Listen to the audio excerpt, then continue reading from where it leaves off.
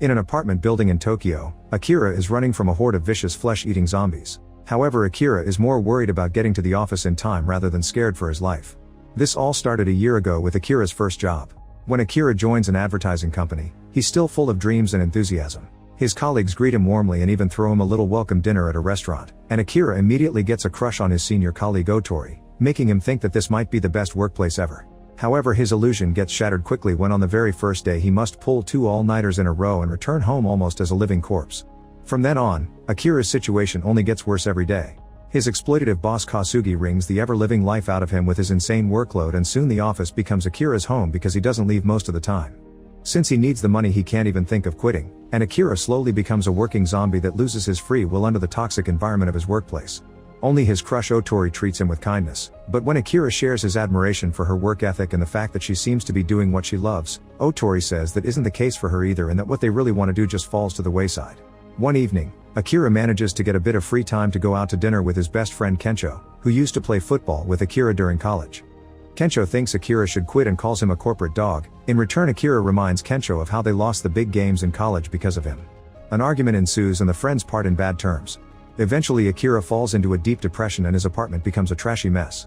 Sometimes when he's at the train station, he considers ending things for himself. A year after Akira started working in the office, he finds his neighbor on the ground outside. However, when the man turns around, Akira realizes the guy has become a zombie and he's in the process of eating another neighbor. Terrified, Akira begins running upstairs as more and more zombies show up to chase after him, sometimes coming out from the other apartments. Worrying about being late, Akira makes it all the way to the roof and jumps over a fence to leave the zombies on the other side. While a plane on fire flies by to crash in the distance, Akira watches the chaos that has taken over the city and realizes something: he doesn't have to go to work. This causes him so much happiness that he does a little dance, wondering what to do with his new free time. At that moment he remembers Otori and sends her a message to check if she's okay. In return, she sends him her location asking him to come over. Then Akira leaves the building by climbing down a pipe. Through an open window, he sees a pregnant woman and her husband, and he promises to come back with food for them before he continues climbing down. Using his bicycle, Akira manages to go fast down the road, dodging every zombie that tries to get him. Moments later, he makes it to Otori's apartment and finds her so terrified that she clings to him. At that moment, Otori reveals she's been having an affair with the company director, who is there right now, and he's already become a zombie. The director immediately attacks, but Otori can't move because her leg is wounded, so Akira begins fighting the zombie. After some struggle, Akira uses his football training to tackle the director, throwing him against the furniture.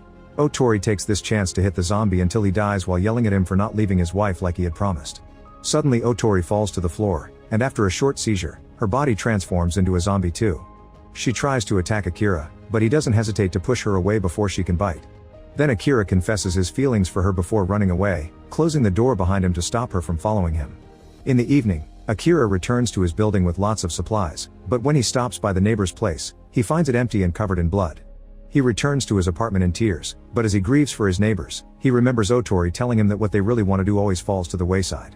Akira realizes he may die soon and that he doesn't want to go without having done what he really wants, so he grabs a notebook and starts a list titled 100 Things to Do Before Becoming a Zombie. The first one is telling someone he loves them, and he already crosses it off the list. The next morning, Akira wakes up with lots of energy and begins working on the list. First he cleans his apartment, then he goes to the supermarket to get all the expensive things he never got to buy before. There are a few zombies here, but he escapes from them by riding the trolley. Next he dyes his hair, but after trying a few different colors, he decides to stick to his natural black. He also paints his portrait on the side of a building and finds a bike that he drives through the city at full speed. In the evening, he lights a bunch of fireworks next to the Tokyo Tower to celebrate his new life. Days pass as Akira continues to come up with things for the list. On the 5th day, he has a barbecue on the roof of his building while ignoring the zombies on the other side of the fence. When he's about to have his steak, he realizes he ran out of spices, so he goes to the supermarket to grab some. Suddenly he hears a noise and a person with a helmet shows up to start beating him up, only stopping when Akira points out he isn't a zombie. Then the person takes off the helmet and Akira is shocked to see a beautiful woman named Shizuka. While they're chatting, they suddenly hear a man asking for help outside. Akira rushes out to throw things at the zombie chasing the man, but it's not effective. The zombie enters the market and Shizuka begins fighting him, showing off amazing skills.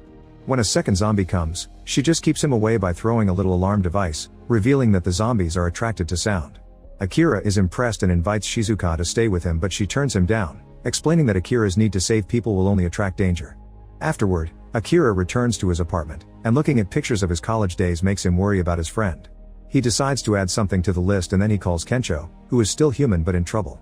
He's stuck inside a love hotel room because the corridors are full of zombies and the girl he had tied up to do the naughty is infected too. Akira promises to rescue him, and after putting off his old football uniform, he leaves on his bike, dodging all the zombies on the streets at great speed. Some zombies tried to hold onto the back wheel, but Akira loses them with a sharp turn. Meanwhile, Kensho tries to leave the room, only for a zombie horde to immediately come after him. He rushes back inside, but hearing the zombies slam the door makes him have flashbacks of the time he failed the big game, putting him on the edge of a breakdown. Back to Akira, he finds the street of the hotel full of zombies, so he throws a speaker on the ground and makes it play music, causing all the zombies to gather around it. Then Akira uses his football training again to dodge and jump over any remaining zombies, even pushing a few of them away. After jumping on the roof of a few cars, he manages to enter the hotel and tackles another zombie before searching for Kensho. In the room, Kensho suddenly realizes it's quiet and opens the door to find the corridor empty. Akira shows up and both friends apologize to each other before more zombies come after them. The guys immediately run to the roof and jam the door with a ladder, finally getting to escape. The duo hides in a fancy restaurant and shares an amazing meal, during which Kensho finds the list. He discovers the last item is making up with my best friend and tells Akira that he's grateful for having him protecting everyone. This inspires Akira with an idea. He now wants to become a superhero to rescue people from the zombies, but Kensho points out Akira doesn't have powers. Sometime later, Kensho sees on the news that Tokyo is becoming hell on earth and says they should leave. Akira agrees and chooses the Marine Paradise Aquarium in Ibaraki as their destination because they have a special diving suit that protects the body from sharks, so it should protect Akira from zombies and be his superhero suit. Afterward they go to a market to get supplies, but at that moment they see a group of people running away from the zombies. Most of them unfortunately get killed, but Akira manages to get the attention of two flight attendants, a bus driver, and Shizuka, whose skills can't protect her from such a huge horde. The group runs into the store and pulls down the shutter, cutting a zombie's hand in the process. Everyone is grateful for the rescue, but the bus driver hides his bitten hand. Then they grab a bunch of supplies and have a little dinner with lots of drinking. Akira's list includes have a drink with a flight attendant, but when he tries to flirt with them, they ignore him in favor of Kensho. Both women leave with Kensho to get naughty in private, and Akira tries to chat with Shizuka, who notices he cut his hand with a shutter. She immediately takes care of it, revealing she used to study to be a doctor. At that moment, the bus driver transforms into a zombie and starts chasing after Akira and Shizuka. However, when he hears the trio having fun, he decides to go after them instead. By surprising them from behind, the driver manages to tackle one of the girls and bite her. When her friend tries to help her, the driver just turns to her and bites her too. Next, the driver begins chasing Kensho, and when Akira wishes to help him, Shizuka decides to leave them behind because she's better at surviving on her own. However, Shizuka finds a radio and uses it to distract the zombie, giving Akira the chance to rescue Kensho. While the driver is stuck on the radio, Shizuka runs to the door, but she can't lift the shutter alone and soon the zombified girls find her. She uses a basket to push all the zombies away while the boys show up to lift the shutter too, but they can't open it either. Seeing Shizuka fighting all the zombies at the same time, Kensho rushes to lit a bunch of fireworks, which distracts the zombies and allows Akira to rescue Shizuka. Then trio works together to open the shutter, and the boys rush to get inside an RV. At first Shizuka doesn't want to join them, but seeing the zombies come after them and considering she can't drive, she has no choice but to go with them. Soon the trio is out of the city. Their destination is the aquarium, but they still stop often to do all kinds of things like freeing dogs from their leashes, gathering supplies, and Kensho even dyes his hair. Akira asks to do things from his list like sup yoga, which ends with Kensho falling into the water. They also go paragliding, cook on a campfire, and lit more fireworks. When they come across a hotel with hot springs, they ignore the zombies and spend the night there. They enjoy the warm water, the hot sake, and a wonderful view of the sky filled with fireflies. The next day, the trio finally makes it to the aquarium, but the RV suddenly goes off the road and crashes, causing Akira to lose consciousness. It's then revealed that the road is covered with spiked trips. Moments later, Akira wakes up to a voice yelling his name, and he's shocked to discover his old boss Kasugi is there. It turns out all the survivors from Tokyo are hiding here, including Akira's neighbor couple. They've formed a community and now work together to survive inside the aquarium, which has become their fortress. The survivors are divided into teams to take care of the different chores, and Kasugi is the leader of the community that keeps everyone on their toes. They also have a few trucks that sometimes leave for the city to gather supplies, and to stop other people from robbing the vehicles. Akira is surprised to see they use zombies.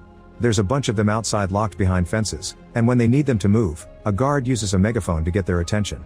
Kensho and Shizuka are already helping with the work, and Kasugi asks Akira to join them too. Akira hesitates because he wants to finish his bucket list, but Kasugi makes him stay by pointing out this is safer for his friends. Later over dinner, Kensho is furious to notice that Kasugi and his close buddies eat luxuriously while all the other survivors only get controlled rations. To make matters worse, the boss's group treats Akira like a servant.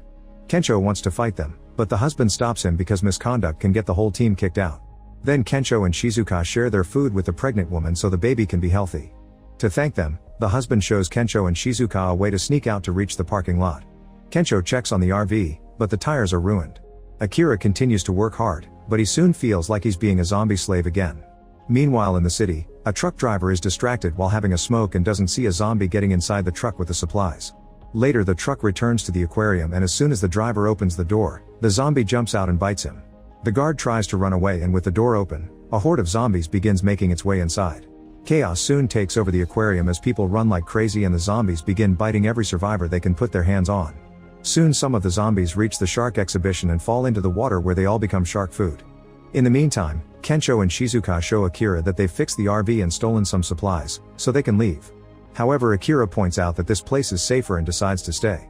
While Akira goes back inside, Shizuka finds the bucket list and after seeing all the activities they've done together, she notices that becoming a superhero hasn't been crossed out yet. Inside the aquarium, Kasugi is yelling at everyone because he's noticed there are people missing and work needs to be done. Suddenly Kensho pulls him back and Shizuka cuts in to talk to Akira, pointing out that living like this isn't really living, they're just zombies without the bite. She also shows Akira his bucket list, causing him to remember how much he had hated working for Kasugi and how much he had loved having fun in the middle of the apocalypse. Suddenly Kasugi steals the list and throws it on the ground to step on it, which finally makes Akira react. He pushes Kasugi to the ground and retrieves the list before announcing that he quits. At that moment, zombies finally reach this area too and chaos ensues. Kasugi pushes his buddies off before running away, but Akira tries to guide people out with the help of his friends. They run through the corridor and lock the door behind them before making their way into the shark exhibition room, where they find Kasugi. A furious Kensho grabs him and calls him out for abandoning his people, only to be interrupted by a shark jumping out of the water and landing next to him. People panic but Shizuka tells them not to worry, since sharks can't move on land. However, the shark suddenly releases all the legs of the zombies it ate, allowing him to walk on the floor. The group runs back to the corridor, only for the shark to block the way by smashing through the wall. Everyone begins running again and Kasugi decides to hide while Akira finds a door and takes everyone inside for safety before locking the door. While the shark bangs on the door, Kasugi tries to sneak out, but he makes a noise and gets the attention of the beast. At the same time, Akira realizes Kasugi is missing and says he wants to help him, causing Kensho to point out that Kasugi deserves what he gets. However, Akira doesn't want anyone to die under his watch. Since he can't stop him, Kensho helps his friend instead by revealing that there's a special diving suit in the room. Meanwhile, Kasugi is running down the corridor and trips. When the shark is about to get him, Akira shows up in his new superhero costume and kicks the shark, only for the beast to jump on him to attack. Akira holds onto the shark's mouth but instead of helping him, Kasugi runs away. Luckily Kensho shows up in a forklift, so Akira gets out of the way to give him space. Kensho drives the forklift right into the shark, but after some struggle, he realizes it's not making any damage and decides to run away. When Akira reaches the shark exhibition, he finds Kasugi surrounded by zombies and immediately jumps in to fight them. He manages to defeat a few, but there are too many and soon he's surrounded. The zombies begin biting him and although they can't break the special suit, it's still painful for Akira. In the corridor, Kensho is running from the shark, and when he sees the hole in the wall, he decides to jump through it to enter the exhibition. The shark tries to follow him, but it's too big and gets stuck in the hole. Suddenly some music starts playing. It's Shizuka, who has brought 2 megaphones to distract the zombies. With quick and elegant movements, she runs through the horde as they come after her and when she reaches the edge of the tank, she throws the megaphones behind her. This causes all the zombies to follow the noise and fall into the water. The trio reunites and when Kasugi tries to join them, the shark finally frees itself and pushes the boss away. Akira rushes to check on him and the shark tries to attack, but Akira uses a piece of pipe to keep its mouth stuck. However, the shark is stronger than the pipe and closes its mouth anyway, capturing Akira's hand. As the shark begins whipping Akira around, Shizuka rushes to grab a flashlight to get its batteries, explaining that sharks have an ultra-sensitive tool for detecting their prey in their heads and that a jolt of electricity could kill it.